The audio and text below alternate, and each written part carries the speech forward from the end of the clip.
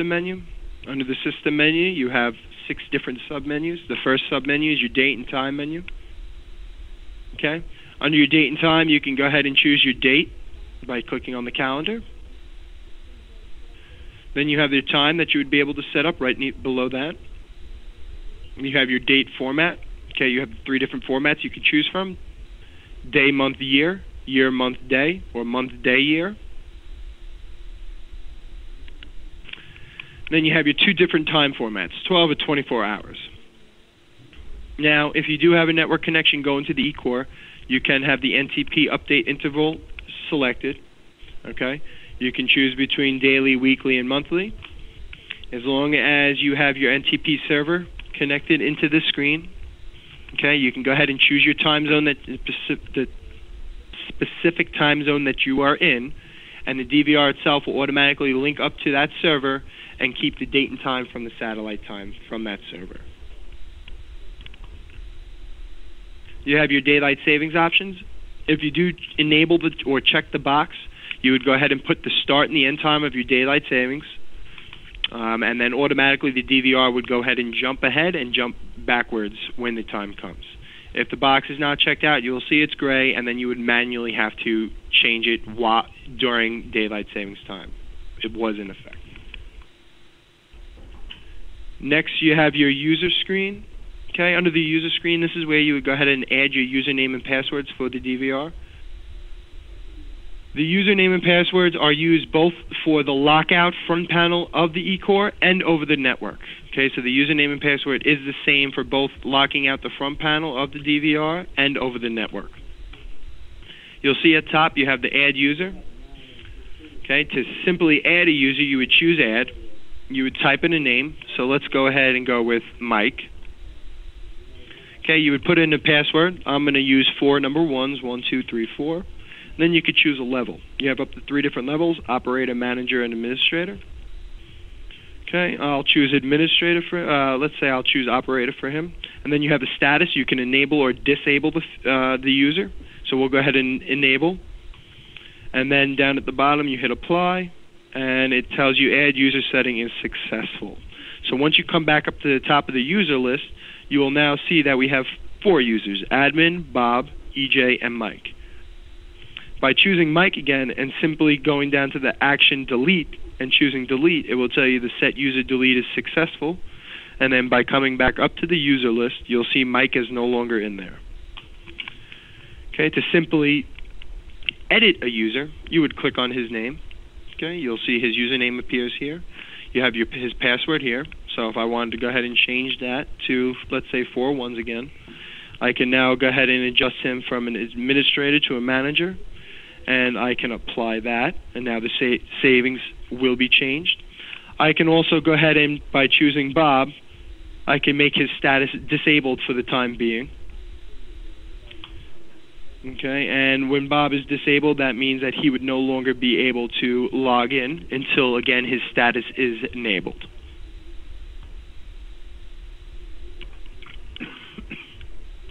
And again, just remember that the username and passwords are both used for logging in over the network and for the front panel of the DVR. Now you'll notice next is your security screen. Up at the top, you have your 2 options: log and protect and auto log off. If log and protect is checked and enabled, that is locking out the front panel of your DVR. So anytime you would like to get into the menu or do a playback, it's going to ask you for your password. And having auto log off enabled. Auto log off is a security feature for over the network that's saying once you log in remotely to the DVR, if there is any period of 10 minutes of inactivity, the DVR will automatically remotely log itself off the website. Okay? If that box is not checked and you log on remotely, you will stay logged on until you manually close out that window. Okay, so again, the auto log off is more used as a security feature, so if you do get up and walk away from your computer and you do not want somebody to jump on, it will automatically log off after 10 minutes of inactivity. And you'll notice down here underneath you have your select user rights. You have your 12 different options of camera, record and play, alarm and event, schedule, network, disk, display, system, playback, covert, copy, and PTZ. For the most part, the first 8 are your menu options. Okay, you have your camera menu, your record and play menu, your alarm and event menu, your schedule menu up here, your network menu, your disk menu, the display menu, and your system menu. Now, basically what that's saying is, as you choose each administrative rights, I can come down here and say I only want the operator or the, let's say the manager, to be able to make changes to the camera. For the schedules, I only want the operator to be able to make changes. Under the disk management, I want the administrator only. Under the network, I would like only the operator to be able to change those. So under your user right operations, you can select which user right can have control of which particular menu. Okay, along with the covert, the copy, and the PTZ, who can control the PTZ, who can access the copy menu, and who can play back covert video.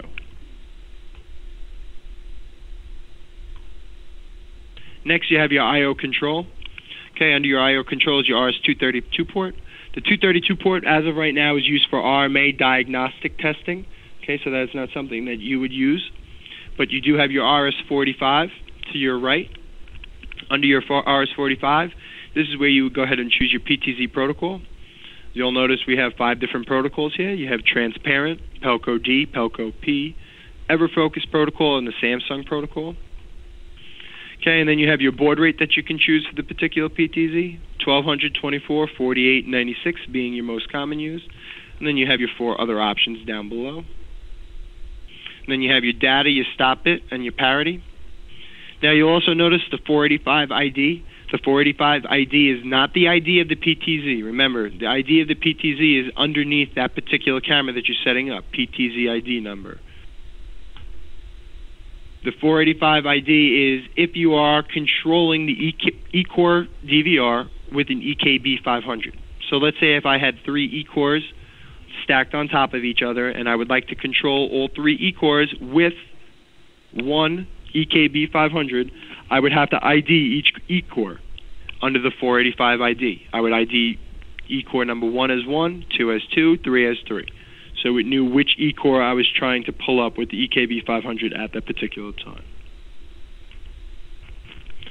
Okay, and then last, under the system menu, you have your firmware and your miscellaneous. Okay, under this menu, it's going to always tell you the latest firmware you have in the DVR at the time. Okay, right now the most current firmware for the ECORs are firmware 1.0.9. If there was an upgrade and you were to put it to a USB stick, you would pop it into the DVR, you would come to the system menu and down to firmware and miscellaneous, and you would hit the upgrade key. It would automatically start upgrading the DVR to the latest firmware. Under your configurations, you have your load factory defaults. By loading your factory defaults, that will set the machine to brand new out of the box. And then you have your load and your save to file. Your load and your save to file can be used in many different ways. One of the more common ways is if you have a chain of stores that you're going to be installing a couple of different ECORs and they're all set up almost the same exact way or close to the same way, similar. You can pop, once making changes to your first ECOR, you can pop a USB stick in, save all your settings to the USB stick. Then once you get to your next location, you can pop that USB stick back in, and then you can load all the settings onto your second DVR, making any minor adjustments that you may have to make. Another way you can use these 2 options are if you do have to load the factory defaults, you can, before loading the defaults, save your settings to a USB stick, load your defaults, and then once the defaults are done, you can go ahead and load all your settings back so you do not have to reprogram the DVR manually all over again. And you'll see the remote controller ID number underneath, and you'll have 1, 2, 3, and 4. Like I said earlier in the PowerPoint presentation, each ECOR is sold with a handheld remote. So you do have the option of controlling the ECOR with the handheld remote by the mouse. By the front panel navigation keys, you can also control it and make the network the necessary changes over the network. But if you are using that handheld remote will control up to 4 ECORs. Okay, so if I do have 4 ECORs rack mounted in front of me, I would want to make sure that I specify and ID each one as 1, 2, 3, and 4. If I were not to make the changes and I left them all default at 1, okay, as I'm making changes with that remote, it's going to make changes to all 4 DVRs at once. You don't want that to happen. So if you're using that handheld remote to control more than one ECOR, make sure you come to your system menu under the firmware and miscellaneous. You change the remote controller ID to the necessary ID number. So then when you do choose that ID number on the remote, it knows which DVR to control.